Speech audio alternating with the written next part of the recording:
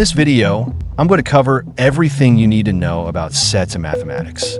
Take notes because I'm going to cover all the basics about mathematical sets and even some extras, so stay tuned and let's dive in.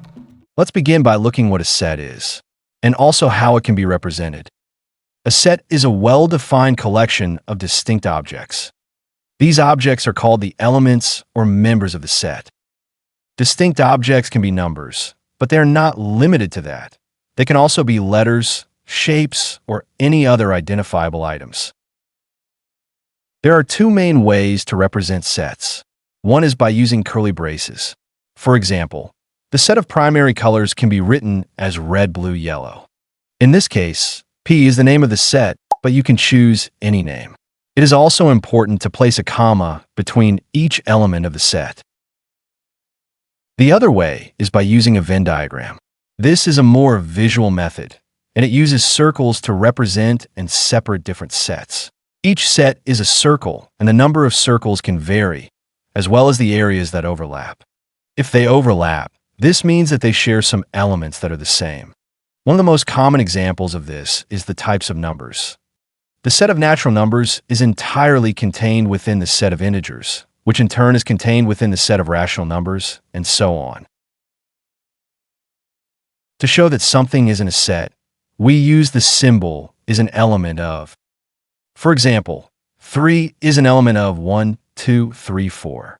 To show that something is not in a set, we use the symbol is not an element of. For instance, 5 is not an element of 1, 2, 3, 4. Two sets are called equal if they contain exactly the same elements. We also use the idea of subsets. This is the symbol that we use, and it means is a subset of. A is a subset of B if every element of A is also in B. If B contains at least one element that A does not, then A is called a proper subset of B. Like the example that all the natural numbers are also integers. And this is the symbol for that. As you can see, there's a difference between the set of the natural numbers and the set 1, 2, 3, 4. The former is called an infinite set because it has an unlimited number of elements, and the latter is called a finite set because it has a finite amount of elements. We can also have an empty set which has no elements in it, and it is written like this. There are two main ways to describe sets. The first is roster form, where you simply list the elements, such as B equals 1, 2, 3, 4. The second is set builder form, where you describe the elements using a property, such as C equals X, such that X is an even number less than 10.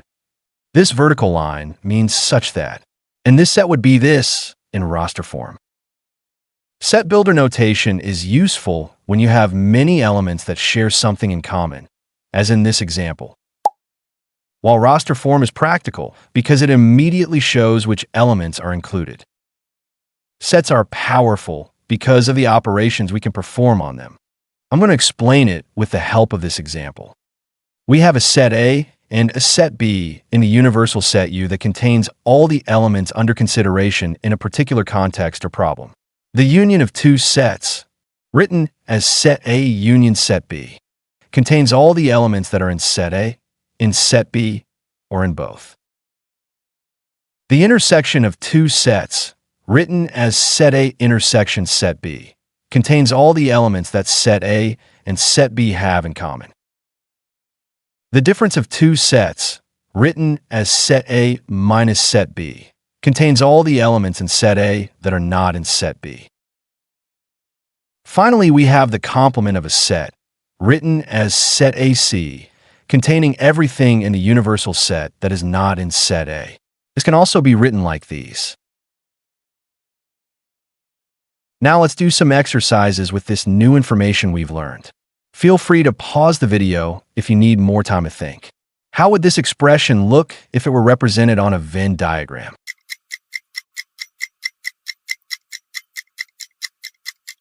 This is the answer. Did you get it? Now, if you get the next one right, you definitely understand everything about this topic. Now we have three sets, and this is the expression. Go ahead and solve it.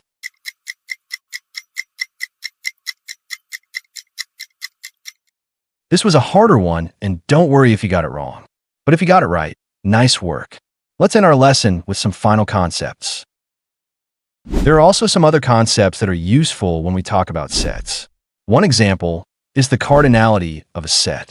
The cardinality of a set is simply the number of elements it contains. We write this as the set's name between two vertical bars. For example, if P equals 2, 4, 6, 8, then the cardinality of set P is 4. Another important concept is the power set.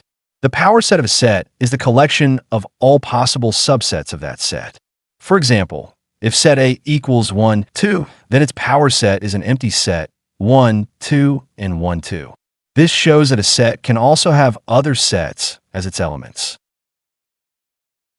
We also have the Cartesian product of two sets like set A and set B, written as set A times set B.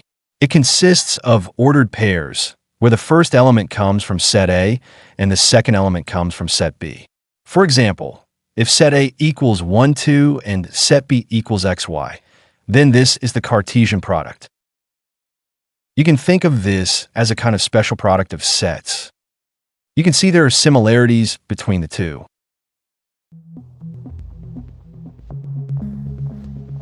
A big thank you for this person to leave this comment on one of my previous videos.